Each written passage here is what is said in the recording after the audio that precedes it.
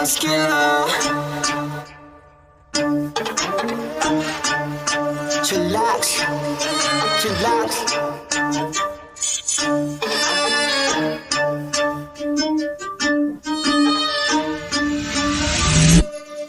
Kapag si Tito Well nag-demo, kitang-kita mura presyo. Lahat kalidad, hindi invento, trabaho pero tao-tao. Bago ilabag dapat kalidad, di lang basta pumato. Lahat detalye makukuha, di lang basta panalo. Kapag si Tito Well nag-demo, kitang-kita mura presyo. Lahat kalidad, hindi.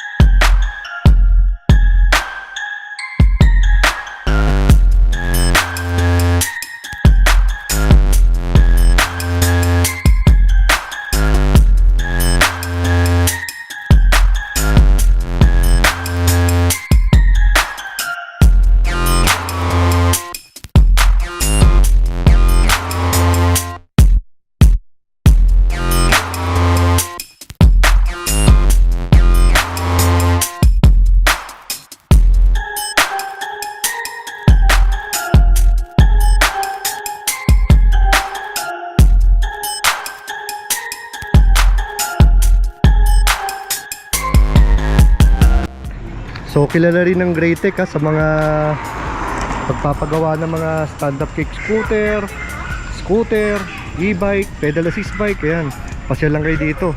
At syempre mga upgrades, magpa-upgrade kayo ng mga busina, ilaw at marami pang iba. Kontakin nyo lang sila dito sa EMC. So hello mga ka-chillax, welcome to my YouTube channel. So kung bago pa kayo sa aking YouTube channel, don't forget to like, comment, and subscribe. So ang ating featured pedal assist e-bike for today ay ito, ang bagong-bagong GT8 ng saan pa? Siyempre ito ng Greatech. Ayun o, Greatech e-bike and e-scooter. So kitang-kita nyo naman, napakaliit nitong e-bike na to. So foldable siya, portable, ang cute. So yan, no? So nakita niyo mga ano niya, mga knobs niya dito para taas baba, para matiklop. Yan. So yan yung mga lever na yan. So bigay ko muna yung ano yung total specs nito. Ayan, itong ating GT8. Ito ay may top speed na 25 kilometers per hour. At ito ay may nakaano na 14 inches tires. At ang kanyang battery, as you can see dito, ito ay may 48 volts 6 amperes na ang range nito ay 25 to 30.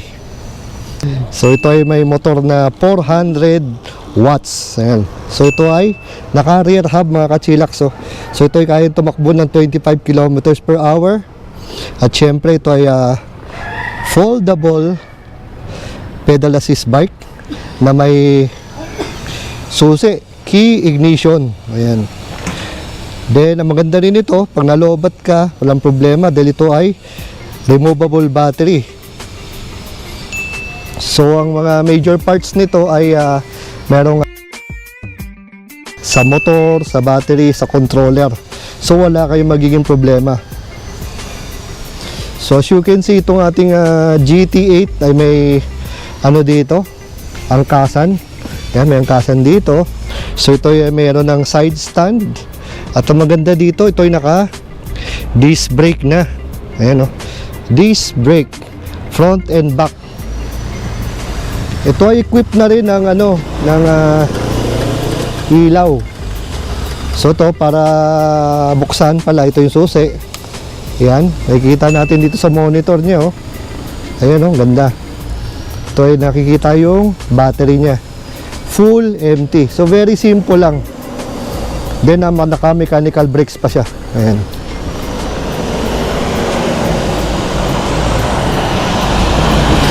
Then dito yung kanyang ilaw. So maganda dito, kahit na ito'y napakaliit na pedal assist e-bike, ito ay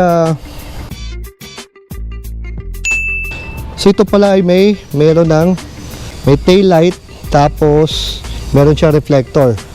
Then ito yung kanyang fender. Ayan. Fender front and back. Kahit pa paano, itong Greatech e-bike or pedal assist bike na to ay nagkakahalaga lang ng 18,500. So imagine niyo 18,500 lang, meron na kayong pedal assist bike na pwede nyo gamitin sa panghatid sa school, pang grocery, at kung tamad kayong, di ba, mag-commute o maglakad, pwede na sa inyo to, di ba? Para hindi na kayo magbabayad ng pamasahe. Pagka meron kayong bibilin, meron kayong mga errands na kailangan yung gawin, di ba? Sa napaka-affordable na presyo.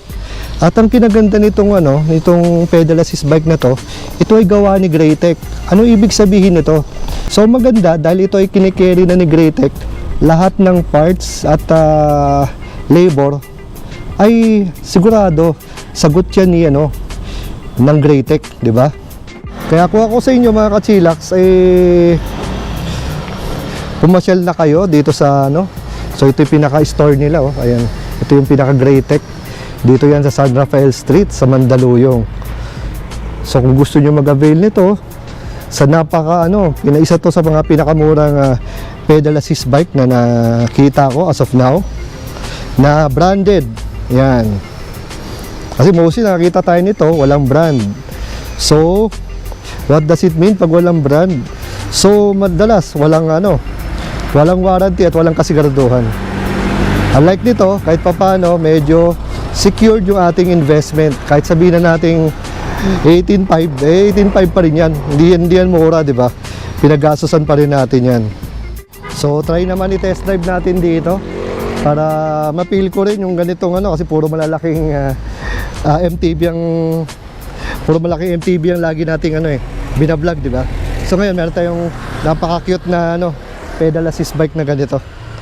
Susubukan nating i-test drive dito.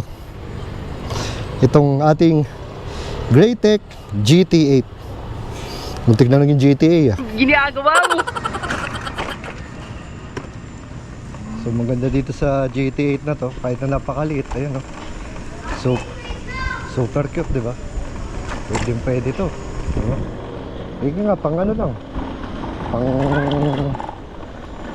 papunta sa school, pang hatid. Pwede na to. Maganda ito, portable, kaya kahit saan mo dalhin, pwede. Kaya naman ako nitong GT8 na to.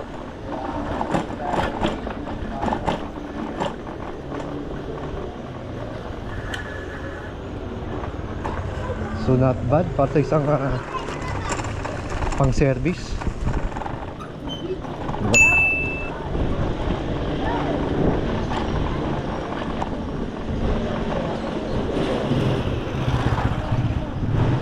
Maganda dito, pwede rin natin. Pwede rin yan, para ka nagbibisikleta lang. So, di ba? So ito ay cadence din. Pagka pumadya ka, tutulak ka niya. So yun. Pero since na nga ako 5'8" ang aking height, syempre parang maliit ng konti sa akin to. Pero pwede na kung pang service lang naman, di ba?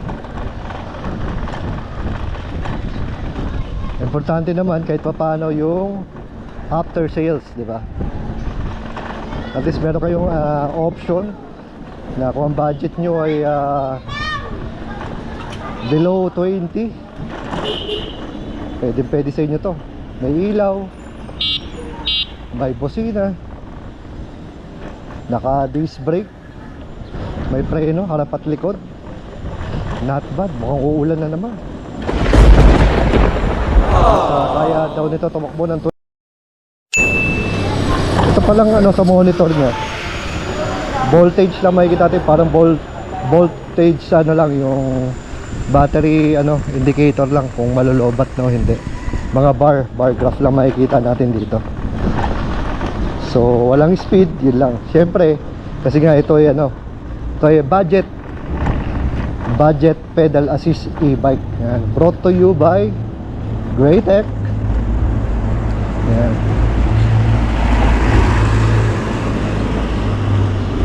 So pwede na.